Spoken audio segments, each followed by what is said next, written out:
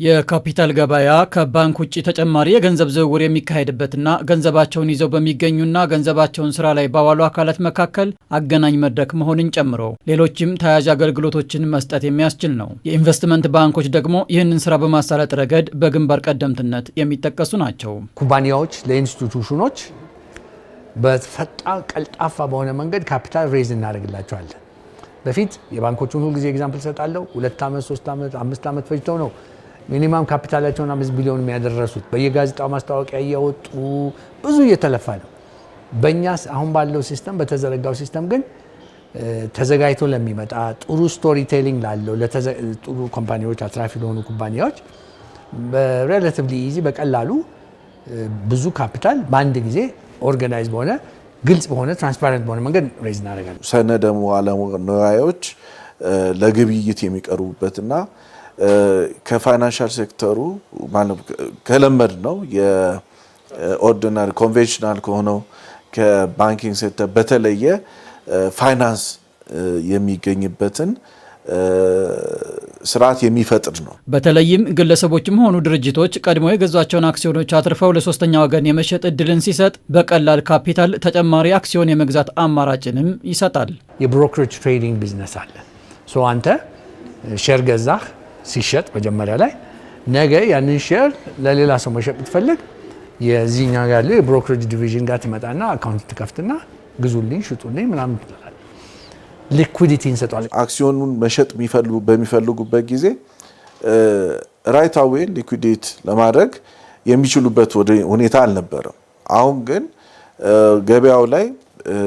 በገበያው ላይ ያሉ ገዢዎች ጋር ለመገናኘት ሰፊ እድል ይኖራቸዋል ማለት ነው። ምንም እንኳን ዘርፉ በሌላው ዓለም ረዘም ላለ ጊዜ ሲሰራበት የቆየ ቢሆንም በኢትዮጵያ ግን ያለው እድሜ የቅርብ የሚባል ነው። ሆኖም በዚህ አጭር ጊዜ ወደ ዘርፉ የሚገቡ የኢንቨስትመንት ባንኮች ቁጥር እያደገ መጥቷል። እኛ የጀመርነው በ100 ነበረ። አሁን በቅርቡ 200 አድርገነዋል። ኦኬ አስፈላጊ ነው ይላል። እንደ አስፈላጊነቱ ወደፊት እንጨምረዋለን። በጣም መጀመሪያ አመት 2-3 አመት ካፒታል ኢንቴንሲቭ ቢዝነስ ነው። እንደምታየው ብዙ ቴክኖሎጂ ብዙ ኢንፍራስትራክቸር ይፈልጋል። ሞስት ኢምፖርታንትሊ ደግሞ ባለሙያዎች ይፈልጋል። ወደ ገበያ ከተቀላቀሉት 4 ኢንቨስትመንት ባንኮች ውስጥ አንዱ አዋሽ ካፒታል ነው። አሁን ወደ ገበያ ይዘን የገባን የተቋቋምንበት የሰብስክራይብ ካፒታሉ ወደ 200 ሚሊዮን ነው። ነገር ግን ይሄ ካፒታል በቅርብ ጊዜ ውስጥ ሰብስታንሻሊ ያድጋል ብለን ነው የምንጠብቀው። በዚህም ረገድ ከሼር ሆልደሮቹ ጋር መስማማት አለን። በኢትዮጵያ የካፒታል ገበያ እያደገ ያለውን ሂደት የሚያንጸባርቅ ሲሆን ተወዳዳሪ፣ ፍትሐዊና ጠንካራ ገበያ ለመፍጠር ያስችላል። ዝቅተኛውን የአክሲዮን ተቀማጭ በማሟላት ወደ ስራ የገቡት እነዚህ ኢንቨስትመንት ባንኮችም በቀጣይ መሰል ስራዎችን በመስራት ሚናቸው የጎላ ይሆናል። ፍትሐዊ የሀብት ክፍፍል እንዲኖርም እድል የሚሰጥ ሆኖም ይነሳል። ሼር የምትገዛበት ሲስተም ተፈጥሯል። የትሬዥሪ ቢል የምትገዛበት ሲስተም አለ።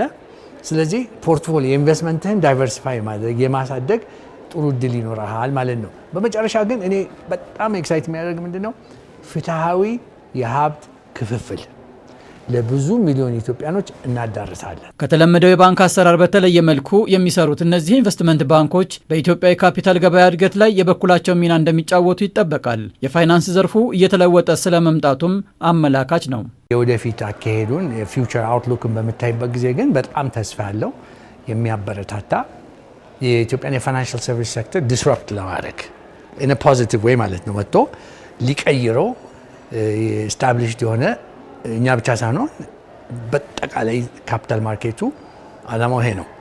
ይሄ ትልቅ ምርታ ነው። እንግዲህ ከአሁኑ ከጅማሬው የታዩት ነገሮች በጣም ጥሩ ናቸው። ሌላው ግን ለምሳሌ ሶፋር ሴኩሪቲ ኤክስቼንጁ የጀመራቸው ስራዎችም እንደዚሁ የሚያበረታቱ ናቸው። ይበል የሚያሰኝ ነው። እየተከናወኑ የሚገኙ ተግባራትም ኢትዮጵያ በዘርፉ ያላትን ምቹ እድል መጠቀም የሚያስችል ሲሆን የፋይናንስ ስርዓቱን በማሳለጥ ረገድ ሚናው የጎላ እንደሆነም ይነሳል። ግዙፍ የልማት ድርጅቶች ወደ ገበያው ቢመጡ ደግሞ ለዘርፉ ተጨማሪ አቅም የሚፈጥሩ ስለመሆኑም ይነሳል። ኢትዮጵያ ውስጥ አሉ የሚባሉ ባንኮች ቢመጡ ትልቅ የማርኬት ካፑን ይጨምርልናል፣ ሊኩዊዲቲም ይጨምራል።